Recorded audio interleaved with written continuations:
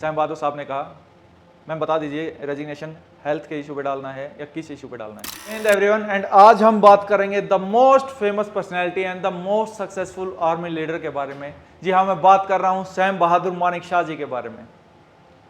ये हमारे farmer army chief थे और फील्ड मार्शल रहे हैं, first field marshal of India. बहुत सारे किस्से इनके बारे में आपने सुने होंगे। अब पर्सनैलिटी ऐसे थे कि क्यों ना सुने हों, जितनी तारीफ की जाए उतनी कम है।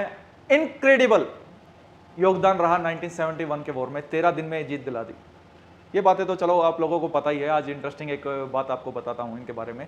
अभी हाल ही में तो ट्रेलर आया है सैम बहादुर मूवी का और मूवी रिलीज होगी। देखने वाली बात होगी कि ऐसे छोटे छोटी बारीकी किससे भी उस मूवी में डाले गए हैं या नहीं डाले गए। तो बात करते हैं 71 के वॉर से पहले इंदिरा गांधी जी ने, the former prime minister Indira Gandhi, उन्होंने एक मीटिंग बुलाई, कैबिनेट मीटिंग थी। उसमें सैम बहादुर साहब को भी बुलाया गया और उनसे पूछा गया कि हमको वॉर करना है। हालांकि ये बात आपको पता ही है कि उन्होंने मना कर दिया और मल्टीपल रीजंस दिए मना करने के, लेकिन एक इंटरेस्टिंग जो रीज़न था वो ये था कि उन्होंने कहा, ऐसे ही बताते हैं, ऐसे बताने में ज़्यादा अच्छा है। उन्होंने कहा कि अभी 189 हमारी आर्म डिवीजन में 189 टैंक्स हैं जो कि ऑपरेशनल हैं, लेकिन 11 टैंक ही ऐसे हैं जो फाइट करने के लिए फिट हैं। उस समय के फाइनेंस मिनिस्टर वहां पे बैठे थे, तुरंत बोले, ऐसा क्यों बोल रहे हो आप कि 11 टैंक्स ही आप फिट हैं हमारी फाइट करने के लिए, जबकि आप बोल रहे हैं कि आर्म डिवीजन में 189 टैंक्स हैं। सैम बहादुर ने रिप्लाई दिया, because you are the finance minister. जब भी आपको पूछा कि मुझे फंड्स चाहिए तो आपने कह दिया मेरे पास फंड्स ही नहीं है। You are the finance minister and you are responsible for this.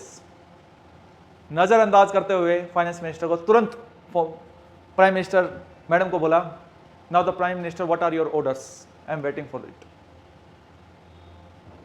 तो इस तरह की पर्सनालिटी सैम बहादुर साहब थे, बिल्कुल नीडर थे। सामने कौन है डजंट मैटर फॉर हिम, अपनी बात रखनी है और सही बात रखनी है। ऐसा नहीं है कि स्टबन थे कि एक चीज के, बिल्कुल चीयरफुल चार्मिंग पर्सनैलिटी।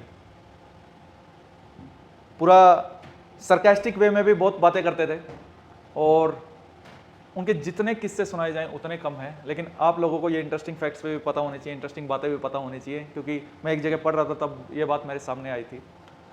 तो जल्द ही पूरा डेडिकेटेड बायोग्राफी उनकी डिस्कस करेंगे। इंपॉर्टेंट सारी पर्सनैलिटीज की बायोग्राफी हम डिस्कस करेंगे, ताकि आप उनसे क्या सीख सकते हैं वो भी तो पता होना चाहिए। इस इंटरेस्टिंग फैक्ट से आपको ये पता होना होता है कि आपको ऐसा नहीं है कि आपको जी हजूरी करनी है लाइफ में। अगर आपका पाथ सही है, आपका डिसीजन सही है, आप राइट है अपनी जगह पे, तो नीडर हो गए, अपनी बात आप रख सकते हैं।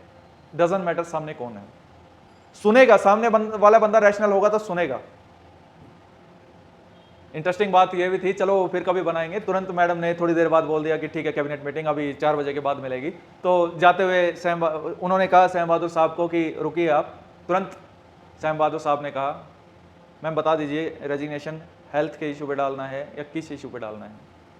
फर्दर की कन्वर्सेशन पूरी बायोपिक में, जो उनकी बायोग्राफी में हम डिस्कस करेंगे। बायोपिक तो अभी आ ही रही है, पिक्चर आपको देखने को मिलेगी। और मैं यहाँ पे मूवी प्रमोशन नहीं कर रहा हूँ। वो पर्सनैलिटी ऐसी है जितनी तारीफ की जाए उतनी कम है।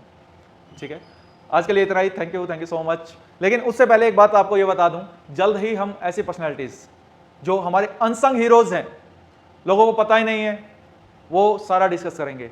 हरभजन सिंह साहब को भी डिस्कस करेंगे। मैं इंडियन बॉलर की बात नहीं कर रहा हूं यहाँ पे, I am talking about the Baba Harbhajan Singh.